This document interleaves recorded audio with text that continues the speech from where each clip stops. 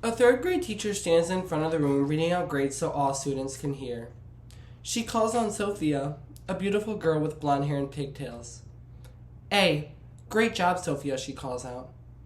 She calls on Matthew, a freckled boy with brown hair. B. Great hard work, Matthew.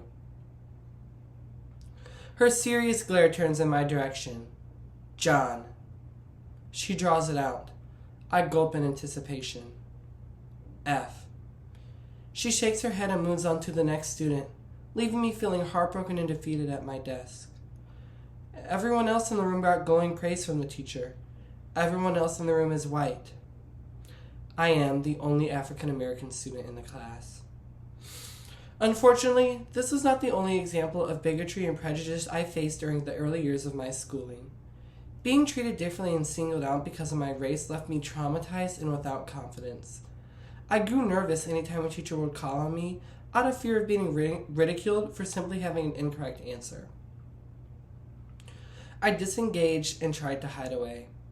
Fortunately, this all changed for me once I reached high school, where my teachers slowly but surely began to rebuild my confidence, shaping me into the young man standing before you today. Sadly, not all students of color have the same outcome as I do. Many students of color are not getting fair and equal treatment in the classroom, and this is having dire consequences on our youth. This is unacceptable and must be changed immediately.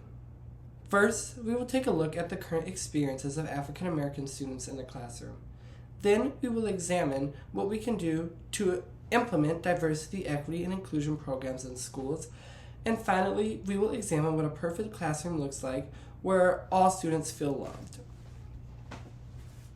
In the environment of a classroom, students of color, by even walking into the room, feel discriminated against. According to the National Center for Education statistics, in 2020, of 49.4 million students who attended public elementary and secondary schools, there were 22.6 million white students, 13.8 Hispanic students, and 7.4 African American students. An entertainment website, Pop Sugar, spoke with multiple African Americans, asking them what it was like to be one of the only people of color in the classrooms. Mahari Blanks, a senior who attends a private elementary school in Los Angeles, says, "Being the only African American in my grade since the third grade has been an isolating experience for me. I felt the constant need to suppress my blackness in order to make those around me feel more comfortable. It has been difficult having nobody inside or out of the classroom to relate to my experiences." As far as teachers go, 12% are Hispanic, 10% are black, and 72.3% are white.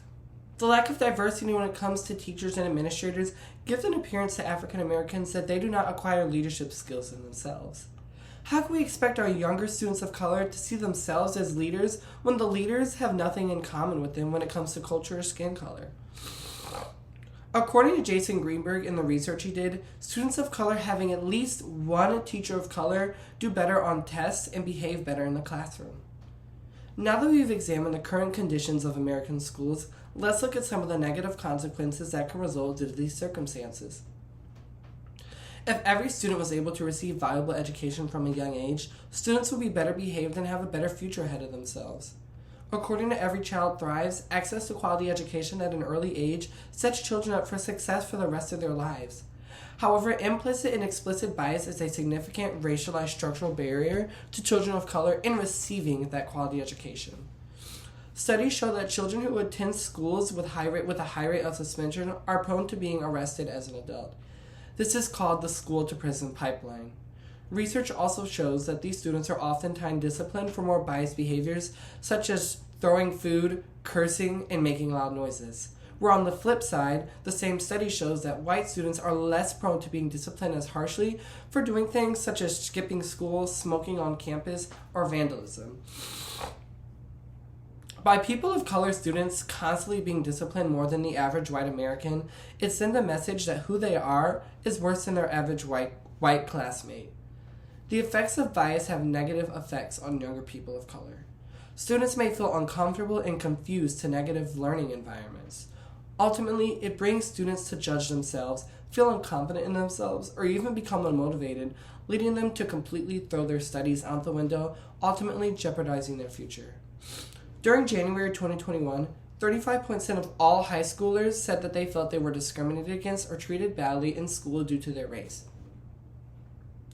63.9% were Asian, 55.2% were black, and 54.5% were multiracial. This means that 1 in 3 high schoolers experienced racism or discrimination during their high school years. It is extremely important to take note of this research. We must listen to the voices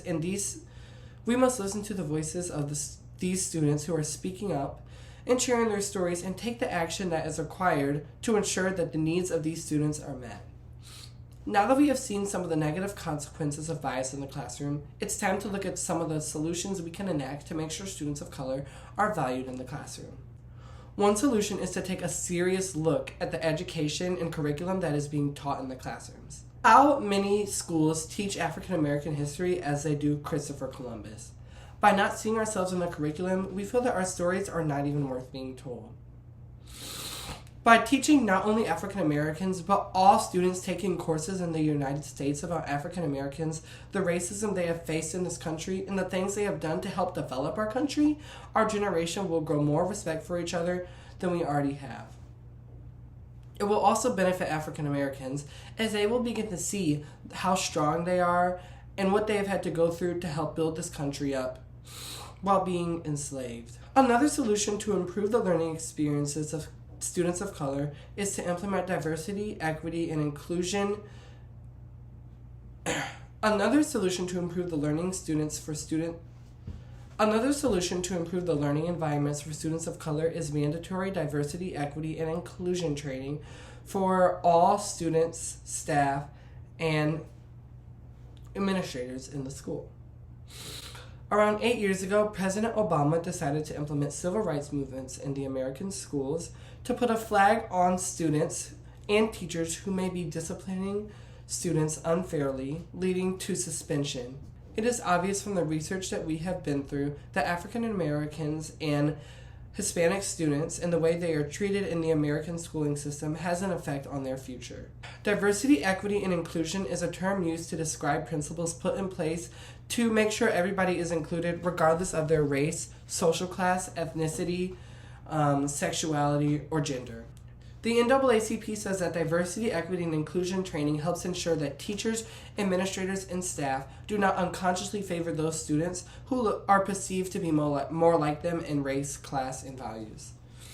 Within the more recent years, I have seen a general improvement with diversity, equity, and inclusion issues in the classroom. Even at select corporate jobs, there is a need for diversity, equity, and inclusion training for employees.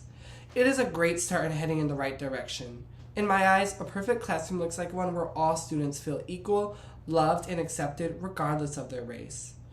I 100% know that implementing diversity, equity, and inclusion rights will have a positive effect on students of color in the outcome of their lives. Thank you.